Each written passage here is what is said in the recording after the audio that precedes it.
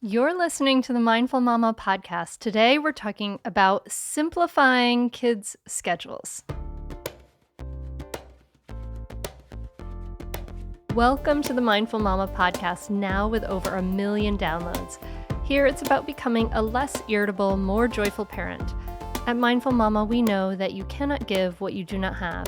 And when you've calm and peace within, then you can give it to your children.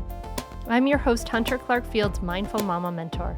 I help smart, thoughtful parents stay calm so they can have strong, connected relationships with their children.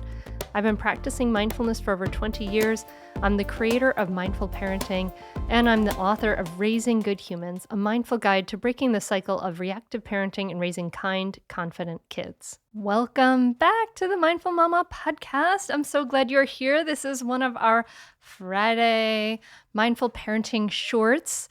And we do a whole module in mindful parenting on simplifying for really good reasons. So I can't wait to dive in with this with you today. And just before I do, I want to let you know that we have the mindful parenting teacher training is open now for applications. And you can find that at mindfulmamamentor.com. If you are passionate about parenting, or maybe you're a therapist or a teacher or parent coach or a doula, and you would like to bring mindful parenting to your location, you should go to mindfulmamamentor.com and check it out, see if we have spots left, and apply for that amazing program. I am so psyched to work with those teacher trainees. They're amazing people. I love them so much. Shout out to you if you're one of them. But this is not what we're talking about today. I just want to let you know that so you got an idea what the schedule's going on and what's going on. But we're talking about simplifying schedules. And this is so important because as children's schedules have become increasingly full, their mental health has taken a big downward slide. And so it's pretty interesting, actually, and sad. Colleges and universities have begun to notice this impact on their students. And this American College Health Association survey did a survey of over 100,000 students and found that more than half of them felt overwhelmed, very sad, and overwhelming anxiety. And while the intent is good, right?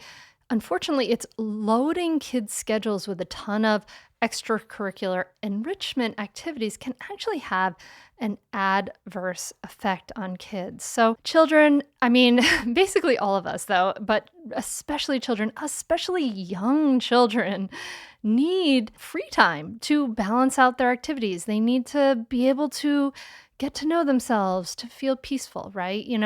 And it's interesting because it's very especially children that need a lot more free time. And we're going to talk about pretend play and things like that. It's very especially children that need a lot more free time. And we're going to talk about pretend play and things like that. And adolescents need some more structure. It's really interesting. I've learned that over the years. But let's focus for this moment on little kids. So imagine that little child who's absorbed deeply in pretend play, and they're completely focused and the world around them disappears.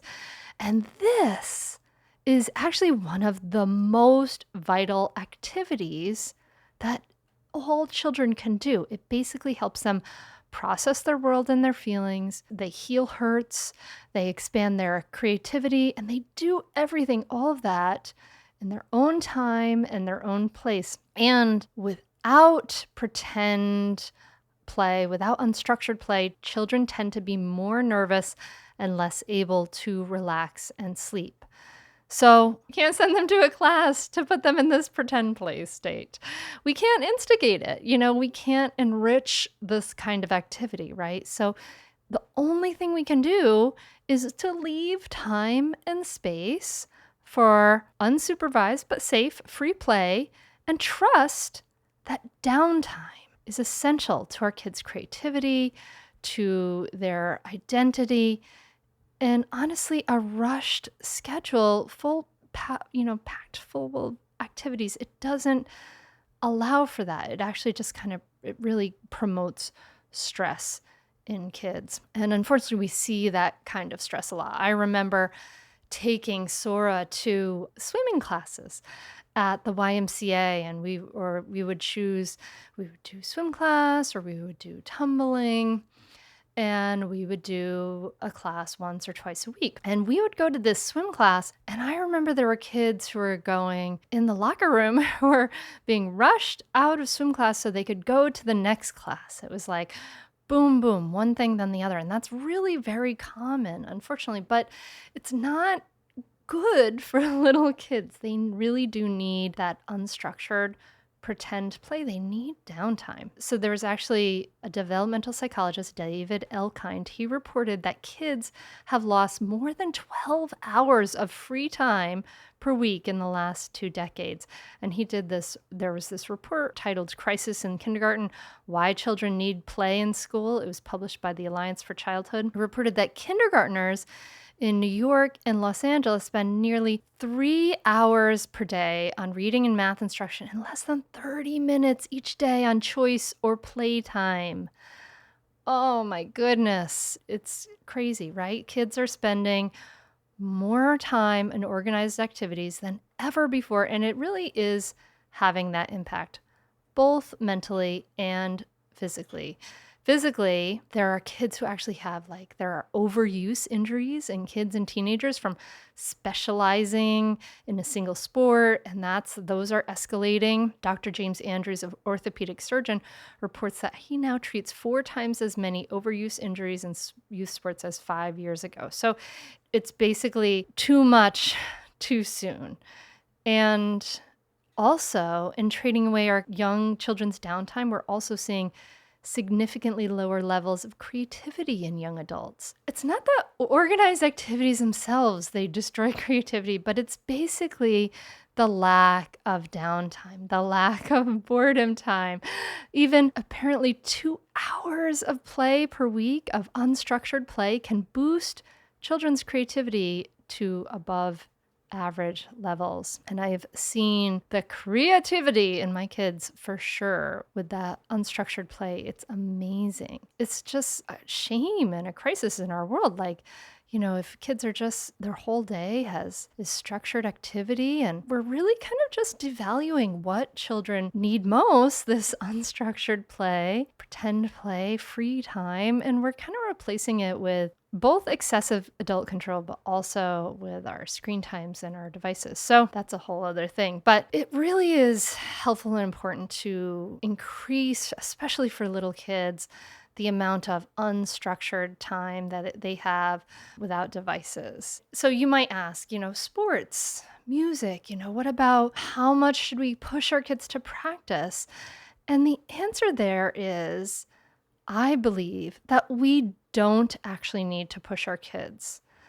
Well, wait a second, you might say, what about they're going to be 9 and they're going to be entering soccer and all the kids will be ahead of them. But you know what? Michael Jordan, he loved all kinds of sports and he played baseball as an adolescent, but he failed to make his high school basketball team as a sophomore. But nothing was going to stop him from being Michael Jordan. He just continued to practice. He made the team the next year. He did not even start to play basketball till high school. Michael Jordan, okay? Tom Brady, who is they call him the greatest of all time, incredible football player. He played a bunch of different things. He played football, basketball, and baseball in high school. And I believe he also didn't start playing football until high school. I mean, we don't really need to be pushing our kids to kind of get them ahead. 2-year-olds don't need structured sports or 3 or 4 or 5-year-olds, and what about music, right? So Maggie, my oldest daughter, she's really precocious in music. She loved we have a piano in our house. She loved playing on the piano. And we asked her if she wanted lessons. So at 4.5, she started taking lessons. And so we gave her these lessons. And her teacher was like, you need to make her practice. It was just like such simple stuff. But at that time we thought, oh, we need to listen to this teacher. And we started to like make her practice. And we basically killed her love of piano and music by making her practice. And 6 months down the line, she didn't want to do it anymore. And we stopped the whole thing because we were forcing her and pushing her to practice, and it basically killed her love of music. So we're like, okay, forget it. We're not doing this anymore. A couple years go by. Maybe she was like 7 or something. She loves music, you can tell. At one point I asked her, I said, hey, do you want to take piano again? It'll be totally your thing. You can practice or not. I won't make you practice. It's just totally for you. If you love it, you can do it. And so she was like, yeah, I want to do it. And I completely let it be her thing. She practiced a fair amount and then didn't, but she loves piano. She's so musical. She's really gets so much joy out of it. And when it became her own thing and her choice, she did it and she loved it. So it wasn't for me to make her do this thing. That would have, all it did was devolve our relationship, right? And it's her life. So I encourage you to, this can be a sort of crazy thing for you to give your kids more free time when the rest of the world is rushing from thing to thing. But kids really, really do need, little kids especially need more free time without devices. They need to have time where they're bored and they say to you, I'm bored. And you just say to them, and this is from Kim Payne from Simplicity Parenting, he says, just say to them, something to do is right around the corner. Something to do is right around the corner. And just become so boring that they go. And I have used that and it really, really does work. And, we've had screen-free Sundays for many Sundays and for many, many years. And our kids had very limited screen time when they were little.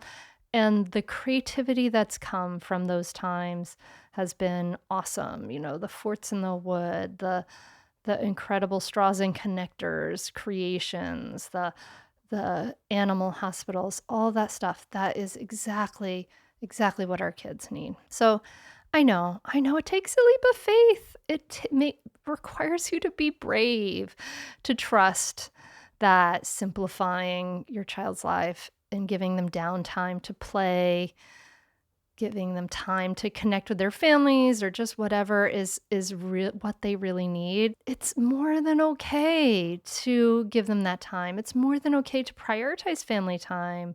It's okay to want to, spend time with our kids and not on the sidelines, right? To just be with them and not just doing things for them, right? Our kids don't need to be enrolled. They don't need to be entertained, scheduled, supervised, coached, or assessed in an adult-directed activity to be happy. And in fact, they need that time to figure out who they are and discover, what makes them happy, what lights them up on their own.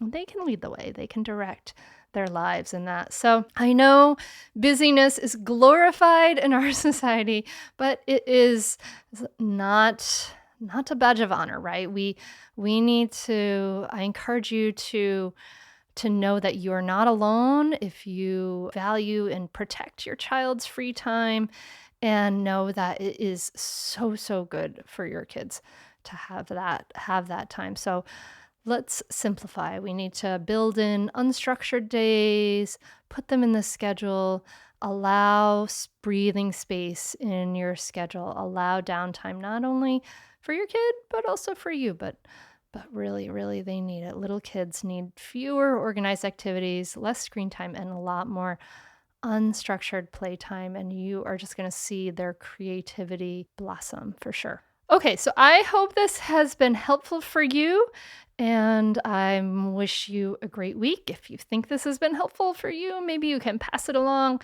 to some friends who you might find it helpful for. And I'm so glad you took the time to connect with me here in the Mindful Mama podcast.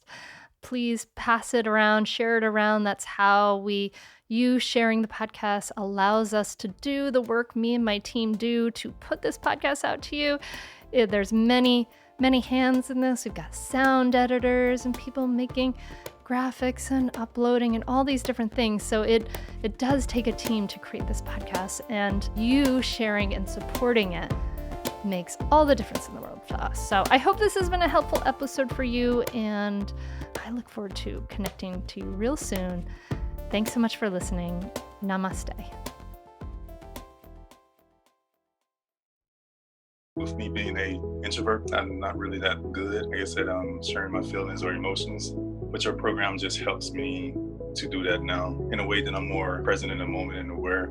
For me, it was definitely my old habits and how I do not like to be that way towards my son. It's when I realized how he's just this empty canvas, and I just want to fill him with the art of love and good parenting and understanding instead of a bunch of scribbles.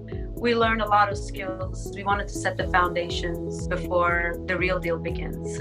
He's an introverted person and I'm an extrovert, and there were a lot of times that there was some miscommunication because of that, and now we kind of see it in a better perspective. So it not only just it helped what we want to do with our child, it also helped with each other as well.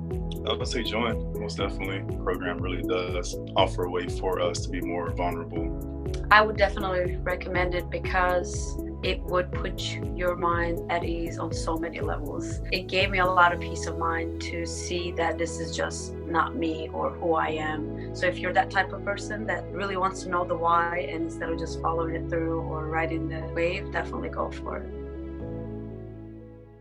I'd say definitely do it. It's really helpful. It will change your relationship with your kids for the better. It will help you communicate better.